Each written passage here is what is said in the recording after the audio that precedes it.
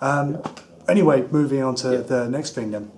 Like you say, now that the hiatus is over, you're back on the road, you're celebrating this album, as well as being very proud of the Fall of Hearts, obviously. The other question everybody was wanting me to put to you was obviously a new album, when you can expect to enter the studio. Are you working on anything at the moment? It's too early to tell yet. Right now and throughout this year we will focus on just celebrating this anniversary, which we are enjoying very much. Good. And in 2020, fingers crossed, we will look at working on a new album, hopefully get back to where we were, and once an album is recorded, the whole cycle just starts over again, which is pretty much for us at least 3 years of promoting that, just by touring all the continents, basically going anywhere we can play.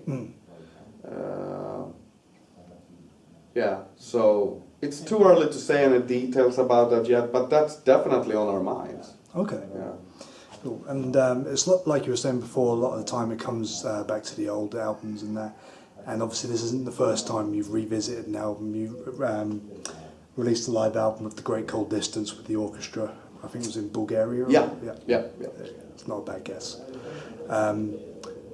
Is that like a one-off thing, or would you like to maybe do that with this album at some point, revisit with the orchestra? Too early to tell, maybe.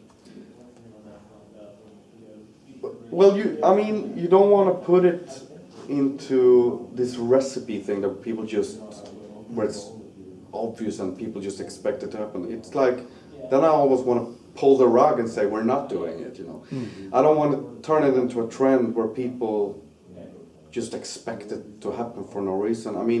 We did this because it was a good timing for the band to come back. Yeah. Who knows? If we wouldn't have done this celebration of the anniversary, maybe we would still be on a hiatus, So it just made perfect sense to match the things together here. It was almost written in the stars somehow, like that. Personally, I think it's a really cool thing to play an album from back like that. It's I see it's an adventure. Yeah. It's a good concept. Some people that love a particular album, has that as their favorite album. For them, it's a dream concert, really. Getting all the songs at once like that. Yeah. And more bands are doing that as well. So it's cool. I really like it, but it's not something people should take for granted it's going to happen with every album. It's a little bit boring if that would happen to every album as well. There has to be some kind of substance and reason for doing that as well. Yeah. It's not so much a celebration if it's a routine. Exactly. Yeah. The routine is boring. Yeah. Cool. Obviously, though, despite Katatonia having a break, you've not been dormant. You've been very busy with Bloodbath. Yeah. And I got to see you twice last year with Bloodbath and had a great time both times. Once at Bloodstock, once at, with Creator and Camden. The tour, yeah. Yeah. Fantastic times. Cool.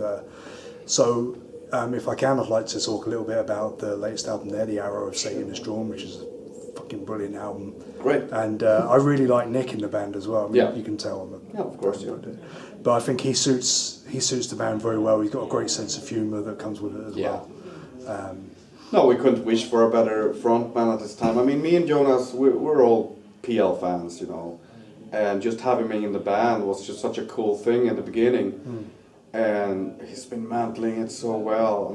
He's really, you can tell, he's loving that stuff. Yeah.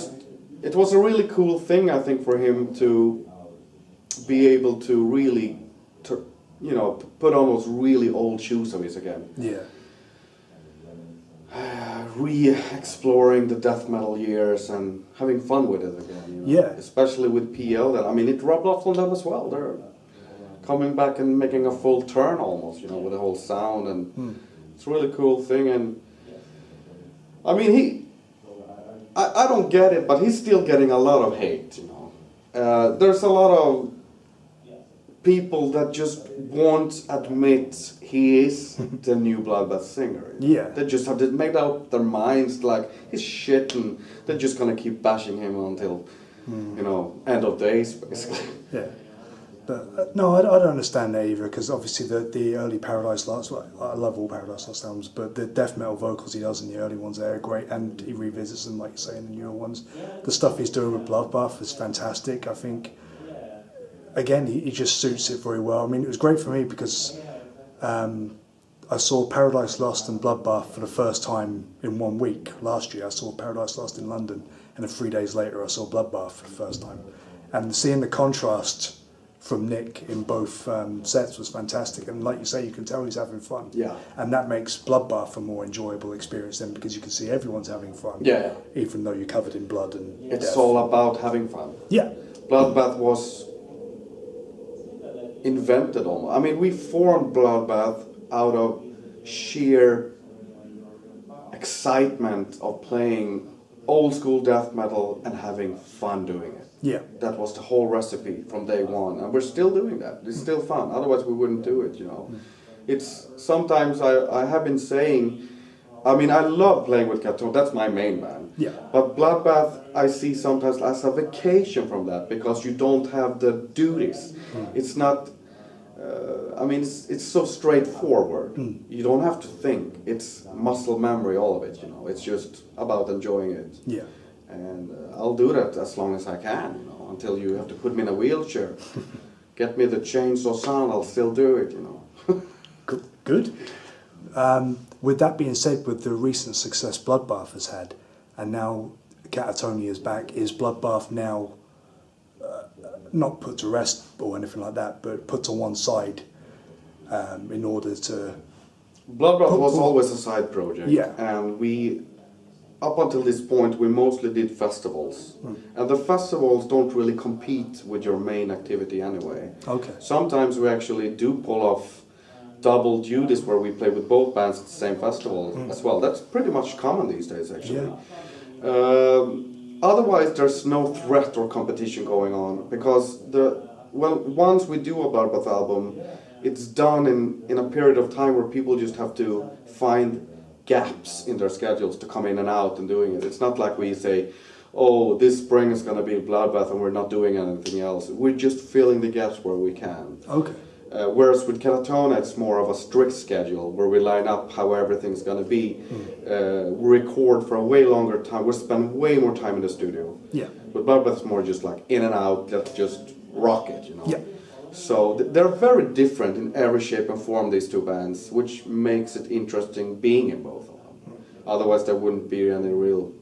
No, it would be like having two jobs. Yeah, exactly. So Cool. I'm really content with how's that been panning out. Yeah. Good. A lot of people that aren't so into metal or aren't into metal at all, when I said I was interviewing Katatonia, they got you confused with a Welsh band. Still? Still. Wow. I was just wondering, have you ever had any like legal issues with them or anything like that? We did once upon a time, yeah, but that was the 90s. Yeah. Yeah, mid-90s. Yeah. They contacted us. And we actually contacted them as well, because this is the like advanced thing. We had, you know, the name trademarked in Scandinavia. And they had their name trademarked in UK and parts of Europe. And when they brought up the whole cease and desist kind of situation, we said we could actually do the exact same and say you can't sell any albums in Scandinavia then. Which is kind of stupid for both bands here. We're like, you know, it's a lose-lose situation. Yeah. So we kind of agreed that let's ignore each other's existence. Okay. There's a significant difference with a K or a C. Yeah. Let's keep it at that. And I mean, musically, light years between. Yeah. So it was never like fans were gonna affiliate us anyway, except when maybe you were wishing to get maybe a Katatonia album for your present, like birthday present or for a Christmas present, something, and your grandmother got the wrong album. I heard about that stories happening, which is funny. Yeah. But no, we never. Beyond that, we never ended up in court or anything like that. Okay. Then. And eventually, they did split up. Yeah, she And does we're a still radio here. show now instead of... Yeah. Yeah. So only the strong survive. And on that note, thank you very much. Tack så mycket. I'll speak to you soon. Cool. Cheers. Cheers.